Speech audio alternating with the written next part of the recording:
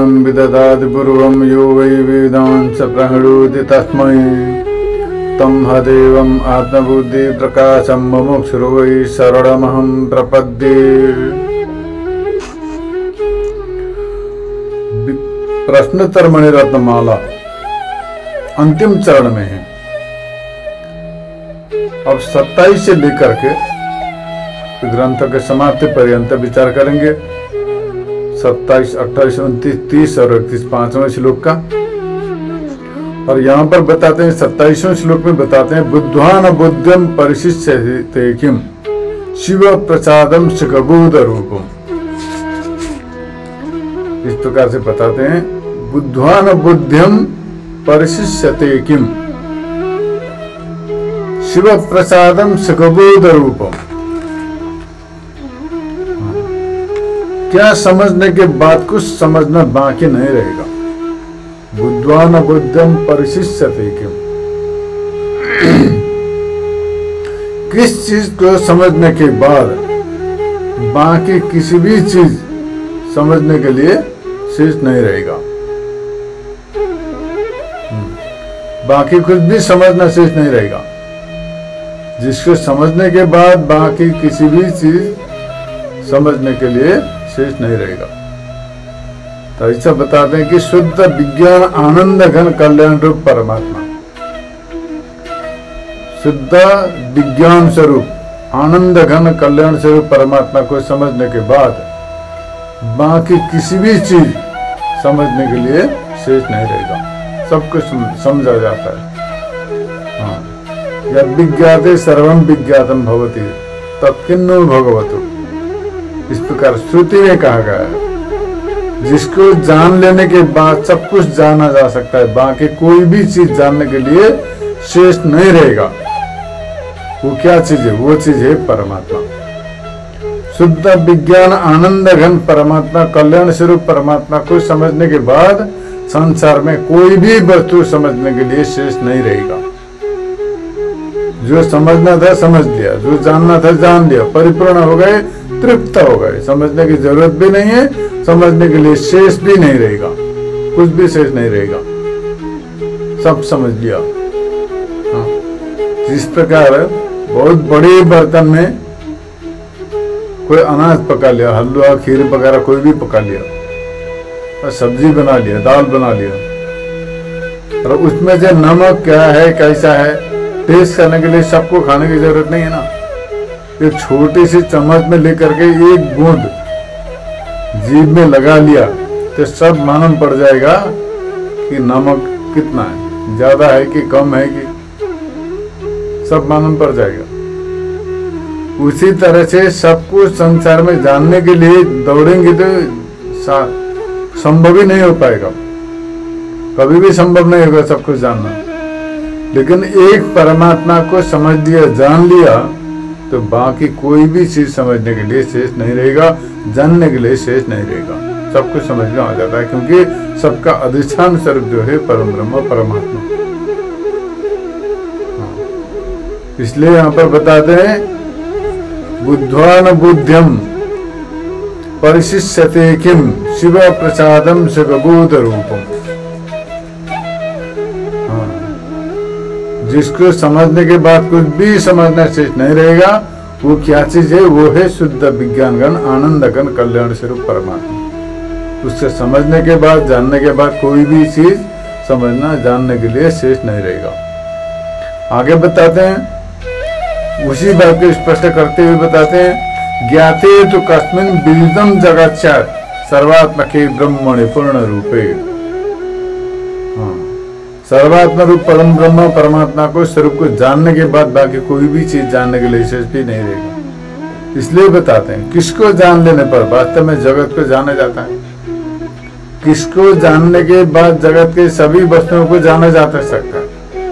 ऐसा जिज्ञासा करने पर बताते हैं कि सर्वात्मा रूप परिपूर्ण परम ब्रह्म परमात्मा के स्वरूप को जान लेने के बाद संसार में सब कुछ जाना जा सकता है, कोई भी जानने के लिए शेष नहीं रहेगा। एक परमात्मा को जानना ही पर्याप्त है। परमात्मा को जानने के बाद बाकी कोई भी चीज जानने के लिए शेष नहीं रहेगा, सब कुछ जाना जा सकता है। यद विज्ञाते सर्वम विज्ञातम भवति, जिसको जान लेने के बाद सब कुछ जाना जा सकता है, सब कुछ जान लिया जाता है। और वो तत्व है परम ब्रह्म परमात्मा। परमात्मा को जान लिया, सब कुछ जान लिया। और परमात्मा को नहीं जाना तो बाकी सब कुछ जानने के बाद भी कुछ नहीं जाना, कोई काम में नहीं आएगा। हाँ, संसार के सभी वस्तुओं को जान लिया, अनेक विषयों को जान लिया, लेकिन विडंबना यह है, लोग जो है कि सारे संसार के विषयों को जानना चाहते हैं, स्वयं को जानना नहीं चाहते, परमात्मा को जानना नहीं चाहते। जिसको जान लेने के बाद सब कुछ जाना चाहता है, उसको जानना नहीं चाहते, लेकिन वो परिच्छिन्न और टूटी फूटी वस्तुओं को जानना चाहते हैं। जिसको जान लेने के बाद एक जान लिया तो दूसरा खाली रह जाएगा, उसको भी जानना पड़ेगा। तीसरे को जान लिया तो चौथा अज्ञात रह जाएगा, चौथे को जान लिया तो पांचवा विषय अज्ञात रह जाएगा। कभी साध्य नहीं है ये सब। जान जान करके परेशान जा रहा है, जीवन बीत जाएगा, लेकिन कितने वस्तुओं को जानेंगे, लेकिन लाभ क्या होगा? सब कुछ जान लेने के बाद लाभ भी क्या होगा? कुछ नहीं होगा। हाँ, वैसे का वैसे धरा रह जाएगा, कुछ नहीं फर्क पड़ेगा उसका। लेकिन ऐसा चीज है जो परम ब्रह्म परमात्मा तत्व, जिसको जान लेने के बाद सब कुछ जाना भी जाता है, परम तृप्ति भी मिलेगी, परमानंद भी मिलेगी, मोक्ष भी प्राप्त होगा। इसलिए जानना चाहिए परमात्मा को। हाँ, बाकी चीज जान लिया नहीं जान लिया कोई फर्क नहीं पड़ेगा, कोई अंतर नहीं पड़ेगा उससे। इसलिए बताते हैं हम लब्ध्वा चापरम लाभम मन्यते नाधिकम तरफ। जिसको लाभ होने के बाद जिससे बढ़कर कोई दूसरा लाभ है ही नहीं। हाँ, जिससे बढ़कर कोई दूसरा लाभ है ही नहीं, इसलिए उस वस्तु को जानना चाहिए। तो यहाँ पर बताते हैं किसको जान लेने पर वास्तव में सब जगह जाना जाता है, तो वही परमात्मा, परिपूर्ण परमात्मा सर्वात्मा रूप है ना, सभी का आत्मा स्वरूप है। वो आत्मा स्वरूप को जान लिया तो सब कुछ जानता है, आत्मा को जान लिया तो उससे सभी विषयों को जान लिया जाता है। सर्वात्मा रूप है परमात्मा, तो सर्वात्मा रूप परिपूर्ण परमात्मा के स्वरूप को जान लेने के बाद सब कुछ जाना जाता है। हाँ, जिसको समझने के बाद सब कुछ समझ में आ जाता है, और जिसको जानने के बाद सब कुछ जाना जाता है। अब आगे बताते हैं किम दुर्लभम सद्गुरुरस्ति लोके। संसार में सबसे बड़ा दुर्लभ वस्तु क्या है? दुर्लभ, बड़े कष्ट से प्राप्त किया जाता है। हाँ, तो एक तो है मनुष्य देह। मनुष्य देह उपलब्ध हो गया, प्राप्त हो गया, सुलभ हो गया। लेकिन अब मनुष्य देह सुलभ होने के बाद भी सबसे दुर्लभ वस्तु क्या है? दूसरे नंबर में सबसे बड़ा दुर्लभ वस्तु है सद्गुरु। सद्गुरु माने सत्य का राह दिखाने वाले। कोई नाम सद्गुरु नहीं है। सद्गुरु नाम लेने से कुछ नहीं होता, नाम रखने की चीज नहीं है। सद्गुरु कोई नाम नहीं है, सत्य का राह दिखाने वाले, सत्य को साक्षात्कार कराने वाले और सत्य को पहचानने में दिलाने वाले, पहचान दिलाने वाले, सत्य का पहचान दिलाने वाले, और सत्य को पहचानने के लिए मार्ग बताने वाले, मार्ग दिखाने वाले, और सत्य को पहचानने के लिए उपाय बतलाने वाले, और सत्य के स्वरूप को प्रतिपादन करने वाले, सत्य के स्वरूप के संबंध में बतलाने वाले, इस प्रकार के जो है वो सद्गुरु है। सत्य का राह दिखलाने वाले, सत्य के साथ परिचय करवाने वाले, सत्य के संबंध में बतलाने वाले, सत्य के स्वरूप को पहचान दिलाने वाले, सत्य के स्वरूप को साक्षात्कार करने के लिए, सत्स्वरूप का साक्षात्कार करने के लिए उपाय बतलाने वाले, ये जो है सद्गुरु है, इनको सद्गुरु बोलते हैं। हाँ, तो ये सद्गुरु, इस प्रकार के सद्गुरु संसार में बड़े दुर्लभ है। किम दुर्लभम सद्गुरुरस्ति लोके। संसार में सबसे बड़ा दुर्लभ वस्तु है सद्गुरु। बड़े दुर्लभ है, इसलिए यहाँ पर बताते हैं सत्संगति ब्रह्म विचारणा च। हाँ, संसार में दुर्लभ वस्तु है सद्गुरु, दूसरा दुर्लभ वस्तु है सत्संग और ब्रह्म विचार, सर्वस्व का त्याग और कल्याण रूप परमात्मा का ज्ञान। संसार में ये जो है कि सबसे दुर्लभ वस्तु है। संसार में जो है कि ये सभी विषय बड़े दुर्लभ है। एक तो सद्गुरु दुर्लभ है, दूसरा सत्संग दुर्लभ है। हाँ, सत्य के साथ संबंध कराने वाले जो उपाय है, जहाँ पर साधना किया जाता है, वो सत्संग है। सत्संग मैंने किसी को लेक्चर देना सत्संग नहीं है। हाँ, मन गढ़ंत किसी कहानी को सुनाना सत्संग नहीं है। आजकल सत्संग के नाम में बाजार चलाते हैं। कोई ऐरा गहरा व्यक्ति उठ करके बोलने लगता है, हाँ, जिसको अपना नाम तक सही ढंग से उच्चारण करना नहीं आता। हाँ, कोई परंपरा नहीं, कोई संस्कार नहीं है, कोई योग्यता नहीं है, कोई अनुभूति नहीं है, कुछ नहीं है। ऐसे उठ करके खड़े होकर के लेक्चर देना शुरू कर देते हैं और लोग नीचे भर करके तालियां बजाते हैं, सुनते रहते हैं, वाह वाह करते रहते हैं, शाबाशी देते हैं। वो सुनने वाले भी क्या कर रहे हैं उनको भी पता नहीं है, जो बोलने वाला क्या बोल रहा है उनको भी पता नहीं कि मैं क्या बोल रहा हूँ। जो बोलने वाले के पता नहीं होता और सुनने वाले के भी पता नहीं कि हम क्या कर रहे हैं, यहाँ पर वाह वाह कर रहे हैं, क्या कर रहे हैं। जो करना चाहिए, जो करना चाहिए वो कर रहे हैं, अथवा नहीं, कुछ बेहोशी में, अनकॉन्शियस। बोलने वाले भी अनकॉन्शियस है और सुनने वाले भी उसी तरह के। हाँ, बहुत सारे देखे जाते हैं। बहुत बड़ी दुखी बात है, विडंबना है ये। और यहाँ पर बताते हैं कि किम दुर्लभम सदगुरु रस्ति लोग के संसार में सबसे बड़ी दुर्लभ वस्तु क्या आगे सदगुरु है, जो सत्य के साथ पहचान कराने वाले, सत्य का राह बतलाने वाले, सत्य के संबंध में उपदेश देने वाले, हाँ, सत्य को प्राप्त करने के लिए मार्ग बतलाने वाले सदगुरु। और दूसरी चीज है सत्संग। सत्संग बड़ा दुर्लभ चीज है। तीसरा है ब्रह्म विचार। ब्रह्म विचार भी बड़ा दुर्लभ। किसी के मन में ब्रह्म विचार का उदय होता ही नहीं। फालतू फालतू के क्या विचारें करते रहते हैं, तर्क को तर्क करते रहते हैं, विभिन्न प्रकार के विषयों के विचार करते हैं, बड़े चाव से विचार करते हैं, लेकिन ब्रह्म विचार कोई नहीं करता। ब्रह्म अपना स्वरूप जो है, सारा विश्व ब्रह्मांड का सर्वात्मा स्वरूप परम ब्रह्म परमात्मा जो है, उनका विचार कोई नहीं करेगा, उनके संबंध में कोई विचार करेगा ही नहीं। हाँ, ये बड़ा दुर्लभ है। ब्रह्म विचार बड़ा दुर्लभ है, कहीं पर भी मिलता ही नहीं ब्रह्म विचार करते हुए। ब्रह्म विचार करने वाले लोग भी बड़े दुर्लभ हो गए हैं। हाँ, अनदेखा कर देते हैं। इसलिए यहाँ पर बताते हैं सदगुरु सत्संग ब्रह्म विचार ये बड़े दुर्लभ है। और सर्वस्व का त्याग भी बड़ा दुर्लभ है। और कल्याण स्वरूप परमात्मा का ज्ञान ये भी दुर्लभ है।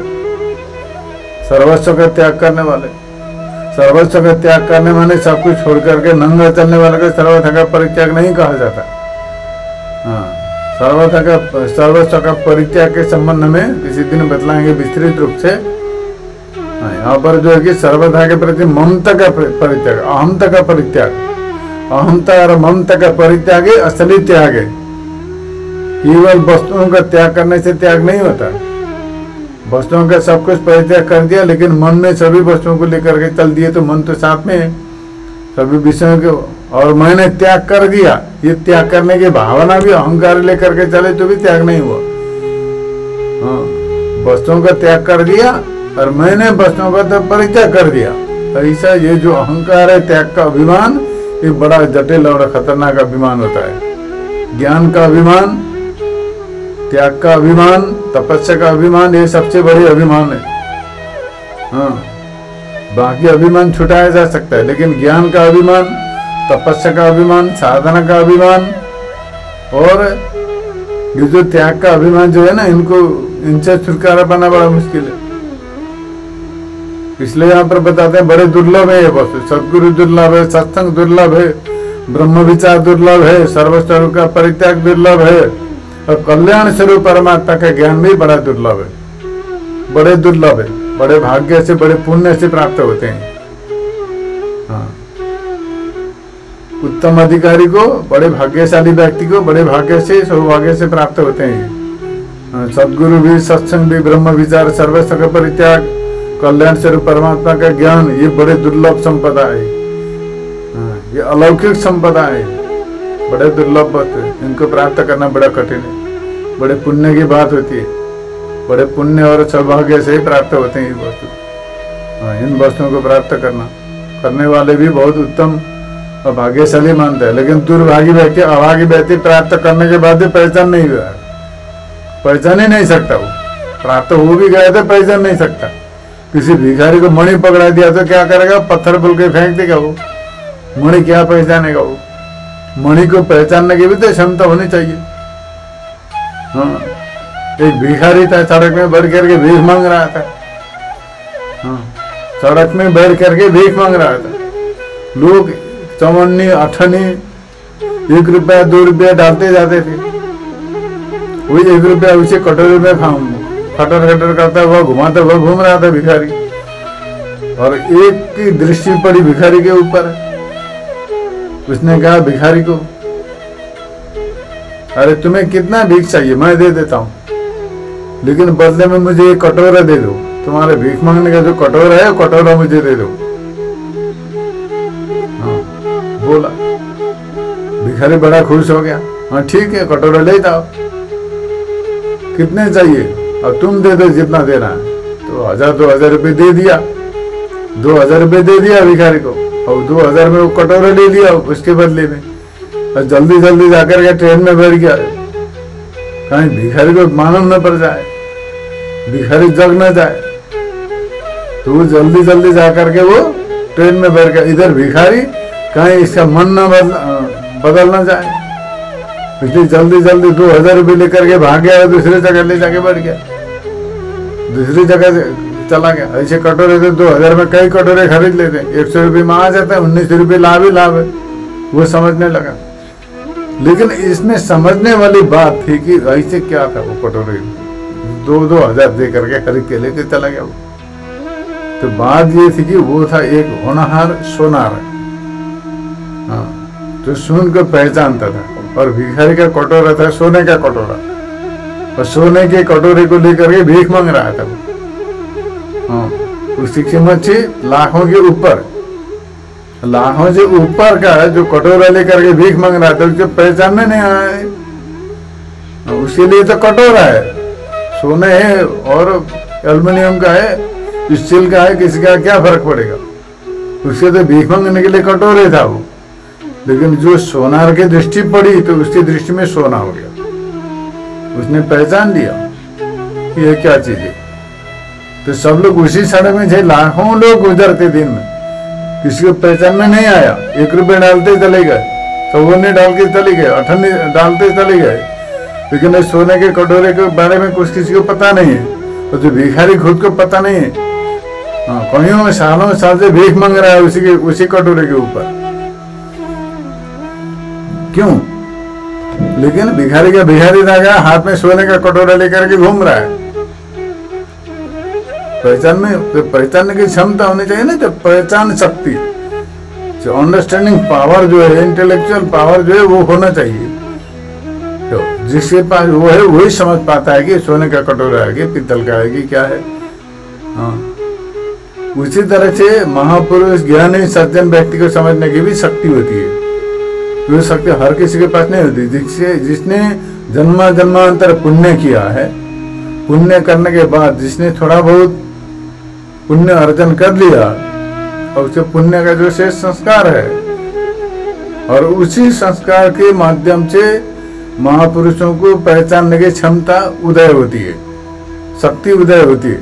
नहीं तो ऐसे भिखारी बोल के लात मार के चले जाते हैं, अनदेखा करके, कहीं तो धक्का देके चले जाते हैं। लेकिन कोई व्यक्ति ऐसे बिरला व्यक्ति होता है जो पहचान लेता है कि महापुरुष कौन है, तो महान व्यक्ति कौन है, ज्ञानी कौन है। ये करोड़ों के अरबों की भीड़ में कौन पहचाने। हाँ, जिस तरह से सोने का कटोरा हाथ में लेकर के भी नहीं पहचानना था, उसी तरह से महापुरुष कोई महान ज्ञानी व्यक्ति अपने साथ में हो तो भी पहचान नहीं सकता। अपने सानिध्य में रहे हो, अपने साथ में चल रहा हो, साथ में खाता पीता सो रहा हो, लेकिन पहचान नहीं सकता हो। हाँ, उल्टा उसको गालियां देते हैं। इसीलिए बताते हैं यहाँ पर कि ये सब बड़े दुर्लभ है। सदगुरु दुर्लभ है, सत्संग दुर्लभ है, ब्रह्म विचार दुर्लभ है, सर्वस्व का त्याग भी दुर्लभ है, और कल्याण स्वरूप परमात्मा का ज्ञान भी बड़ा दुर्लभ है। ये सारी वस्तुएं बड़े दुर्लभ है। दुर्लभ की वस्तुएं बड़े भाग्यशाली पुण्यात्म व्यक्ति को ही प्राप्त होते हैं। नहीं तो बाकी प्राप्त होते हुए भी पहचान नहीं पाते, भिखारी को कटोरे की तरह अनदेखा करते ही चले जाते हैं। हाँ, ये मनुष्य देह भी सोने की कटोरी की तरह, इसकी पहचान नहीं पा रहे, भीख मांग रहे हैं लेकर के। हाँ, अगर वो भिखारी चाहता तो सोने के कटोरे के माध्यम से लखपति बन जाता, लेकिन पहचान में नहीं आया। उसी तरह से मानव देह प्राप्त करके आदमी ब्रह्म स्वरूप परमानंद को प्राप्त कर सकता है, ब्रह्म स्वरूप को प्राप्त कर सकता है, मोक्षगत को प्राप्त कर सकता है, लेकिन क्या करेगा, पहचान में नहीं आता, उद्देश्य का पता नहीं। तो छोटी मोटी चीजों के भीख मांगे चला रहे हैं, मन संपत्ति के पीछे दौड़ रहे हैं, कांचन कामने के पीछे पड़े हुए हैं, उसके उसी में सारा ऊर्जा, सारा मानव देह खराब कर रहे हैं, सारा जीवन बर्बाद कर रहे हैं। लेकिन जीवन का असली उद्देश्य, हाँ, इसका कीमत किसी को पता नहीं। हाँ, ये बड़े दुख की बात है। हाँ, परमात्मा कृपा करके समझ जाए सब, ये प्रार्थना करते हैं। और आगे बढ़ते हैं, पशु पशु को न करोति धर्मम। हाँ, पशुओं का भी पशु सबसे बड़ा पशु कौन है? पशुओं में से सबसे बड़ा पशु कौन है? जो धर्म नहीं करता है वो पशु है। मनुष्य हो करके जो धर्म नहीं करता, धर्म कर्म नहीं करता, पुण्य कर्म नहीं करता, वो सबसे बड़ा पशु है। पशु पशु पूर्ण करोति धर्मम। पशुओं में से भी सबसे बड़ा पशु है जो धर्म कर्म नहीं करता, वही पशु है। प्राधीत शास्त्रों भी नचात्म बोध। और दूसरा, शास्त्रों का अध्ययन करने के बाद भी जिसको आत्म तत्व का ज्ञान नहीं है वो भी पशु है। हाँ, सभी शास्त्रों का अध्ययन कर दिया, जान लिया, समझ लिया, लेकिन आत्म तत्व का ज्ञान नहीं हुआ, तत्वानुभूति नहीं हुई, तत्व का साक्षात्कार नहीं हुआ, सो वो भी पशु है। पशु पशु को न करोति धर्मम प्राधीत शास्त्रों भी नचात्म बोध। बताते हैं पर पशुओं से भी बढ़कर पशु है जो शास्त्र का तो खूब अध्ययन कर लिया, हाँ, लेकिन धर्म का पालन नहीं करता। शास्त्रों का अध्ययन कर लिया, धर्म शास्त्र का अध्ययन कर लिया, लेकिन धर्म शास्त्र के आज्ञा का पालन नहीं करता, आदेश का पालन नहीं करता, वह सबसे बड़ा पशु है। हाँ, जिसने अध्ययन ही नहीं किया वो तो अलग बात है, उसने जाना ही नहीं है, समझा ही नहीं तो छोड़ दिया जाए उसको। लेकिन जिसने अध्ययन कर लिया, जान लिया, समझ लिया, लेकिन करता नहीं है, जैसे आजकल के लोग, हाँ, सबको पता है, जानते हैं, मानते भी हैं, लेकिन करते नहीं है। हाँ, जानते मानते हैं सब, लेकिन करते नहीं है बात। उसी तरह से पढ़ लिया, समझ लिया, लेकिन उसके आगे का पालन नहीं करता, धर्म नहीं करता। धर्म शास्त्रों का अध्ययन कर लिया, लेकिन धर्म का पालन नहीं किया, वो पशु से भी बढ़कर पशु है। उसी तरह से आत्मज्ञान भी नहीं हुआ। प्राधीत शास्त्रों भी निशात्म बोध, शास्त्रों का अध्ययन कर लिया, लेकिन तत्व की अनुभूति नहीं हुई। सभी शास्त्रों का, वेदांत का अध्ययन कर लिया, भागवत पढ़ लिया, सब कुछ पढ़ लिया, लेकिन आत्म तत्व की अनुभूति नहीं। शास्त्र जिन तत्वों का प्रतिपादन करते हैं, जिस तत्व के संबंध में शास्त्र बतलाते हैं, उस तत्व की अनुभूति नहीं हुई, उस तत्व की साक्षात्कार नहीं हुई, तो क्या है? वो ये सबसे बड़ा पशु। शास्त्रों का अध्ययन कर लिया तो शास्त्रों का आज्ञा का पालन भी नहीं करता और आत्म तत्व का ज्ञान भी नहीं हुई, यही सबसे बड़ा पशु है। इस प्रकार बताते हैं, समझना चाहिए। आगे बताते हैं, हाँ, किंतद विसंभाति सुदोपमं स्त्री के शत्रु मित्र वरात्मजाद्य। बताते हैं, जो अमृत की तरह लगने वाली विष कौन है? हाँ, जो अमृत की तरह प्रतीत होता है लेकिन परम विष है, हाँ, वो है नारी। नारी के लिए पुरुष भी हो सकता है, दोनों तरह से समझना पड़ेगा। पहले अमृत की तरह प्रतीत होता है, लेकिन है तो विष की तरह। अंत में जाकर के सब बांध लेते हैं, बंधन में फंस जाते हैं, सारा जीवन ऊर्जा खत्म हो जाता है, जीवन खत्म हो जाता है। इसलिए अमृत की तरह प्रतीत होने वाला जो विष है वो है विषय, हाँ, कामुकता। और आगे बताते हैं यहाँ पर, किंतद विषम भाति सुदोपमंत्र के शत्रु मित्र वदात्म जाते। और मित्र की तरह प्रतीत होने वाले शत्रु कौन है? मित्र की तरह प्रतीत होते हैं लेकिन है शत्रु, वो है पुत्र आदि। पुत्र पुत्री जो है ना, बेटा बेटी, जो मित्र के तरह प्रतीत होते हैं, इनके लिए अपने जान दांव में पर लगाने के लिए नहीं हिचकते। हाँ, अपने जान दे जो है दांव पर लगा देते हैं, इनकी सुरक्षा के लिए, इनकी प्रगति के लिए, पढ़ाई के लिए, कुछ भी करने के लिए अपनी जान तक दांव में लगा देते हैं, लेकिन है तो वास्तव में शत्रु। क्यों? क्योंकि बाद में जाकर के लौट के देखने वाले नहीं है, अपने अपने रास्ते पकड़ लेते हैं, चले जाते हैं। हाँ, और अपना जीवन भी चला गया। अब उनको उत्पन्न करने के लिए, पैदा करने के लिए, पालन पोषण करने के लिए, पढ़ाने के लिए, बढ़ाने के लिए सारा ऊर्जा, सारी एनर्जी खर्चा हो गई, सारा ऊर्जा खर्चा हो गया, संपत्ति भी खर्चा हो गया, सारा जीवन भी चला गया। हाँ, और वो लोग भी चले गए अपने अपने रास्ते, उनके लिए अपना जीवन भी चला गया। तो इससे बड़ा दुख की बात क्या होता है? हाँ, इससे बड़े दुख की बात कोई नहीं है, इसलिए बताते हैं यहाँ पर। हाँ, अमृत की तरह प्रसिद्ध होने वाली बीज जो है कामुकता है, स्त्री पुरुष का जो परस्पर भाव है। और दूसरी बात है कि मित्र की तरह प्रसिद्ध होने वाले शत्रु जो है कि वो संतान है। हाँ, संसार में बड़े दुखी तो सब है ही है, संतान होने वाले भी दुखी है, संतान ना होने वाले भी दुखी है, होने वाले भी दुखी है, ना होने वाले भी दुखी है, सभी दुखी है। हाँ, होने वाले प्रार्थना करते हैं कि ऐसे संतान ना हो तो अच्छा, और नहीं है जिसके पास वो प्रार्थना करते हैं जैसा तैसे भी हो, संतान हो तो अच्छा है, तो सब दुखी। हाँ, इसलिए बताते हैं यहाँ पर मित्र की तरह प्रतीत होने वाले जो है शत्रु है, वो है संतान, पुत्र आदि।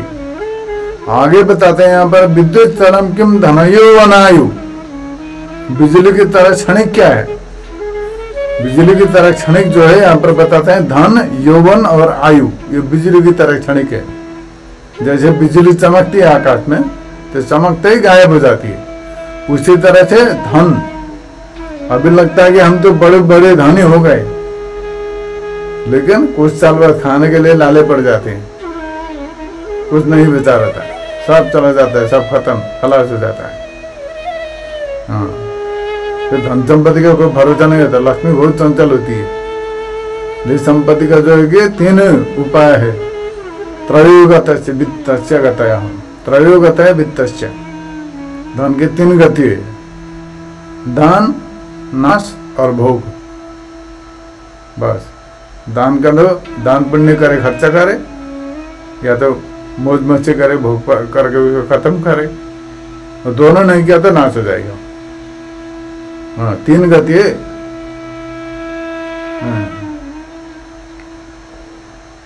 त्रयोगतय वित्तस्य, वित्त के 3 ही गतियां हैं, नाश, भोग और दान, 3 है। इसलिए बताते हैं यहाँ पर।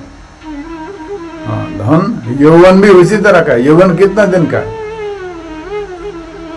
हाँ, 2 दिन के लिए खिले हुए पुष्प की तरह है। जैसे कमल का फूल खिलता है उसी तरह से खिला हुआ है जवान, यौवन। कब तक रहेगा कोई भरोसा नहीं, कुछ ही समय में खत्म हो जाएगा। वृद्धावस्था घेरने के बाद पता चलेगा कि यौवन कहाँ चला गया, युवावस्था खत्म। उसको याद करते कर करके परेशान हो जाते हैं, उसी की याद करके बिता देते हैं जीवन। वैसे यौवन हो जाए, जवानी होने के लिए मन करता है, लेकिन क्या करे, चला गया। जो बीत गया सो बीत गया, वो होने वाला कुछ नहीं है, आएगा नहीं कुछ ना हाथ में। हाँ, उसको जो भया, जो बीत गया, उसको अनुभव नहीं किया जा सकता। तो हो गया तो हो गया, बीत गया, चला गया, कुछ नहीं हो पाएगा। इसलिए धन भी चला गया, धन भी 3 गतियां हैं, यौवन भी नष्ट होने वाला है, क्षण की बिजली की तरह है, और आयु भी, आयु इतने जल्दी बीतती है, सबसे तीव्र गति से बीतने वाली चीज है आयु। इतनी जल्दी बीत जाती है, पता ही नहीं चलता। 40 साल 50 साल हो गए, कैसे हो गए पता ही नहीं चला। हाँ, अनेक प्रकार की इच्छाएं थे, आकांक्षाएं थे, महत्वाकांक्षाएं थे, बस सब धरे के धरे रह गए, कुछ नहीं हो पाया। आयु चली गई, जीवन बीत गई, और कुछ होने वाला नहीं है, कुछ बीत गया, चला गया, हाथ में कुछ नहीं आएगा। इसलिए तीनों बातें जो है कि धन, यौवन और आयु, विद्युत चलम किम धन यौवन आयु, बिजली की तरह तीव्र गति से बीत जाते हैं धन, यौवन और आयु। आगे बताते हैं सबसे उत्तम दान कौन सा? जो सुपात्र को दिया जाता है वही दान है, उत्तम दान है। दान जो है कि सुपात्र को देना चाहिए। दान लेने वाले तो बहुत सारे हैं, दान लेने वाले की गली गली घूम रहे हैं सब, अब दान प्राप्त करने के लिए, अनुदान प्राप्त करने के लिए। लेकिन दान वही है जो सुपात्र को दिया जाता है, अच्छा पात्र हो। सुपात्र को दिया हुआ दान है अच्छा दान है, वही दान है, सफल हो जाता है, वही दान सफल हो जाता है। बाकी दान तो व्यर्थ हो जाता है। लेके जाकर के मदिरा पिएगा, मांसा खाएगा, पता नहीं कहाँ क्या करेगा वो। लेकिन दान जो है कि दान ले करके वो दान का सदुपयोग करे, कोई परोपकार करे, अच्छे कार्य के लिए उपयोग करे। संपत्ति लेकर के अच्छे कार्यों के लिए जो उपयोग करेगा उसको संपत्ति देना चाहिए। वो दान सुपात्र का दिया हुआ दान माना जाता है। हाँ, जो संपत्ति लेता है और अच्छे कार्यों के लिए उपयोग करता है, परमार्थ के लिए, परोपकार के लिए, देश के लिए, समाज के लिए, जन कल्याण के लिए, हाँ, सबके हित के लिए जो उपयोग करेगा वो दान सुपात्र पर दिया हुआ दान है, वो अच्छा है। हाँ, सबसे उत्तम दान है। जो अपने लिए उपयोग करेगा वो मध्यम है, और जो दुरुपयोग करेगा वो बर्बाद है, उसका नाम है बर्बादी। किसी को दान दे दिया, ले जा करके किसी मदिरालय को, किसी नर्तकी को दे करके विषय भोग करके बिता दिया, तो दान तामसी हो गया। वो देने वाले को कोई फल नहीं मिलेगा, कुपात्र को दिया हुआ दान माना जाता है। और जो जिसको दान दे दिया अपने लिए उपयोग किया वो मध्यम दान है। और जो दान दे दिया वो दान ले करके बड़े अच्छे कार्य के लिए उपयोग किया, सेवा, परोपकार, धर्म, ज्ञान इत्यादि में प्रयोग कर दिया, तो वो उत्तम दान माना जाता है। उनको देना चाहिए उसमें दान। इस प्रकार से दान भी 3 प्रकार के होते हैं, सात्विक, राजस और तामस, उत्तम, मध्यम और अधम। तो यहाँ पर बताते हैं कि दान वही है जो सुपात्र को दिया जाता है। सुपात्र को दिया हुआ दान है सबसे अच्छा दान है। हाँ, आगे बताते हैं यहाँ पर कंठगत प्राण होने पर भी क्या नहीं करना चाहिए और क्या करना चाहिए।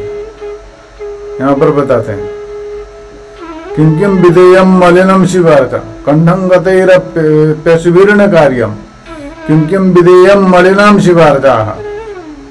मरने के दम पर है, प्राण जो है कि गले तक आगे निकलने वाला है, उस समय भी क्या करना चाहिए, मरते दम तक भी क्या नहीं करना चाहिए, क्या करना चाहिए, तो परमात्मा की पूजा करनी चाहिए, कल्याण रूप परमात्मा की पूजा करनी चाहिए, पाप नहीं करना चाहिए और परमात्मा की पूजा करनी चाहिए। हाँ, मरना पड़े, मर जाए, प्राण छूट जाए तो भी पाप नहीं करना चाहिए, प्राण छूट जाए, मरना ही पड़े तो भी परमात्मा की पूजा करनी चाहिए।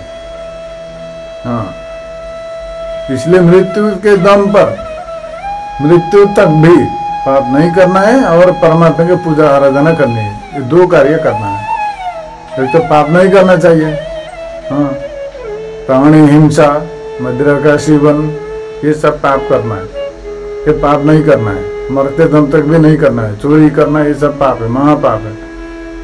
और परमात्मा की पूजा अर्चना करना है, चाहे जितने भी संकट हो जाए, जैसी भी परिस्थिति आ जाए, परमात्मा की पूजा आराधना प्रार्थना का परित्याग नहीं करना चाहिए। और यहाँ पर आगे बताते हैं अहर्निशम किम परिचिंतनीयम, रात दिन विशेष रूप से क्या चिंतन करना चाहिए। तो बताते हैं संसार का मिथ्यापन और कल्याण रूप परमात्मा का तत्व, परमात्मा तत्व का चिंतन करना चाहिए। रात दिन अहर्निश किसका चिंतन करना चाहिए, क्या चिंतन करना चाहिए। तो बताते हैं संसार का मिथ्यापन चिंतन करना चाहिए। संसार मिथ्या है, आत्म सत्य, जगत मिथ्या, ब्रह्म सत्य, जगत मिथ्या, ब्रह्म तत्व सत्य है, जगत मिथ्या, ये चिंतन करना चाहिए। अहर्निश और कल्याण रूप परमात्मा तत्व, यही है संसार का मिथ्या और परमात्मा तत्व, सत्य स्वरूप परमात्मा तत्व का चिंतन करना चाहिए। अहर्निश, हर क्षण प्रति क्षण संसार का मिथ्यापन और परमात्मा तत्व का चिंतन करना चाहिए। संसार का मिथ्या जानना चाहिए और परमात्मा तत्व को सत्य समझ करके उनका चिंतन आराधना करना चाहिए। अहर्निशम किम परिचिंतनीयम, ऐसे यहाँ पर बताते हैं संसार मिथ्यात्व शिवात्म तत्व, और आगे बताते हैं, किम कर्म यत्प्रीति करम मुरारे वाच्छान कार्य सततम भवाब्दौ। हाँ, वास्तव में कर्म क्या है, अंतिम में जाकर के बताते हैं, पर कर्म क्या है। जो भगवान श्री कृष्ण को प्रिय हो वही कर्म है। परमात्मा को प्रिय होना चाहिए, अपने को प्रिय होने से काम नहीं चलेगा, ईश्वर को भी प्रिय होना चाहिए, वही कर्म है। कर्म क्या है, जो ईश्वर को प्रिय हो, ईश्वर की भक्ति हो, जिससे करने से ईश्वर की भक्ति संपन्न होता हो, ईश्वर की आराधना संपन्न होती हो, वही कर्म है। बाकी अकर्म जो, बाकी जो विकर्म है, जो कर्म नहीं है वो कुकर्म है। और आगे बताते हैं यहाँ पर, सदैव किसमें विश्वास नहीं करना चाहिए।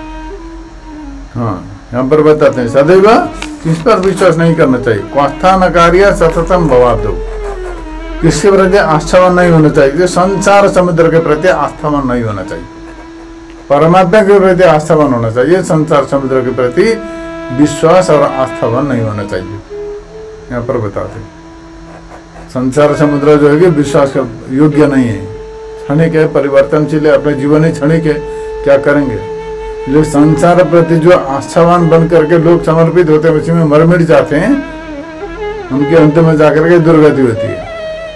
इसलिए अपने उद्धार कल्याण के लिए परमात्मा के प्रति, जो संसार का अधिष्ठान स्वरूप ब्रह्म तत्व है, उनके प्रति आस्थावान और समर्पित होकर के उन्हीं का चिंतन और ध्यान करना चाहिए। बात यह है।